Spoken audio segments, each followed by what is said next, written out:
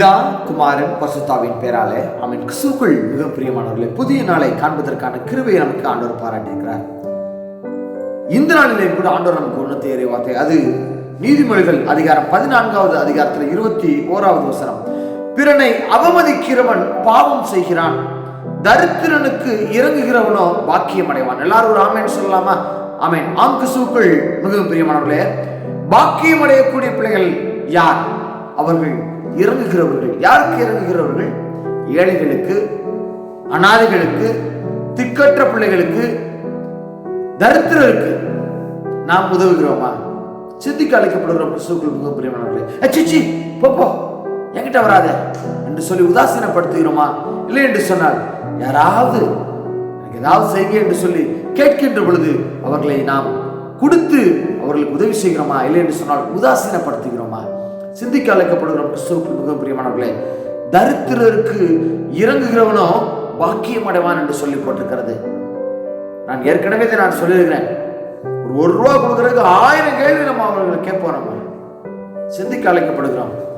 தேவன் நமக்கு அப்படி ஒரு ஆசீர்வாதம் தருவதற்கு எத்தனை தடவை நம்ம அப்படி கேள்வி கேட்டிருக்கோம். ஆண்டவர் நம்ம கேட்ட உடனே, என் பிள்ளை கேட்கிறான், என் மகன் ஜூலி கேட்கிறான், நான் உனக்கு செய்யணும், என் மகள் கேட்கிறா, நான் அவளுக்கு செய்யணும் என்று சொல்லி ஆண்டவர் எவ்வளவு ஏக்கத்தோடு கூட நமக்கு உதவி செய்கிறார். ஆனால் நாம் பிறருக்கு உதவி செய்வதற்கு 1000 கேள்வி கேட்கிறோம். சிந்திக்க அழைக்கப்படுகிறோம். கிறிஸ்துவுக்குள் மிகவும் பிரியமானவர்களே, பிறரை அவமதிக்காமல் திக்கற்றவர்களுக்கு, அனாதைகளுக்கு, தரித்திரருக்கு நீங்கள் கொடுக்கின்ற பட்சத்துல கர்த்தர் உங்களை ஆசீர்வதிக்கின்ற தேவனாய் இருக்கிறார். நீங்க பாக்கியம் அடைவீர்கள். உங்களுடைய சந்ததி ஆசீர்வதிக்கப்படும். தானம் வேறு, தர்மம் வேறு. நாம் தர்மம் செய்யக்கூடிய பிள்ளைகளாக இருப்போம். அப்பொழுது நம்முடைய வாழ்க்கை மென்மேலும் அது ஆசீர்வாதத்துக்குள்ளாக வழிநடத்தி செல்லும். என் பிள்ளை அந்த இதை பார்க்கும், எவ்வாறு உதவி செய்ய வேண்டும் என்று சொல்லி கற்றுக்கொள்ளும். நான் கோபப்படுவதையும், நான் பிறரை ஏளனமாய் பேசுவதையும், நான் கெட்ட காரியங்கள் செய்வதையும் என்னுடைய சந்ததி கற்றுக்கொள்ளக்கூடாது. மாறாக வேதம் தெளிவாக உணர்த்துகிறது, தரித்திரனுக்கு, ஒன்றுமில்லாதவனுக்கு இறங்குகின்ற மனது உள்ளவர்கள். அப்ப நம்மளை பார்த்தோன்னா பிள்ளைகளுக்கும் அந்த எண்ணங்கள் வரும். எங்க அப்பா ஏழைகளுக்கெல்லாம் கொடுக்கிறார், நம்மளும் கொடுக்க வேண்டும் என்று சொல்லி அந்த கொடுக்கக்கூடிய எண்ணங்களை நம்முடைய வளர்த்துக் கொள்கின்ற பொழுது நாமும் பாக்கியவான்களாக, பாக்கியம் அடைபவர்களாக நாம் இருப்போம். கர்த்தர் தாமே இந்த வார்த்தைகளை நம்முடைய இருதயங்களில் நிலைத்திருக்க செய்வாராக. ஆமென். ஜெபம் செய்யலாமா? நேசிக்கின்ற நல்ல தகப்பனே இயேசப்பா, ஆமாண்டவரே, நாங்கள் பாக்கியம் அடையக்கூடிய பிள்ளைகளாக எங்க வாழ்நாளில் இருக்க வேண்டும் என்று சொல்லி நீங்க ஆசைப்படுகிறீங்க அப்பா. நன்றி செலுத்துகிறோம்.